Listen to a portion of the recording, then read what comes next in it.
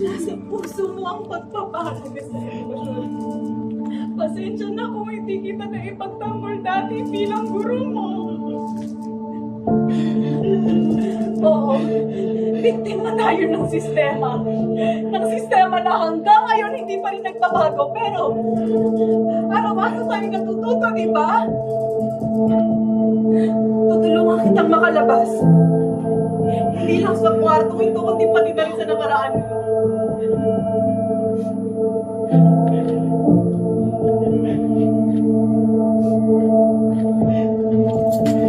Hindi.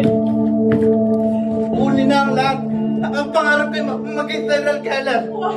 Di ba dami mo sa classroom nagtitimula ang itang yun? Kung ganon, itatama ko ang classroom na nakakita ko. Hindi sa kanya para Kung ganon pa, alam!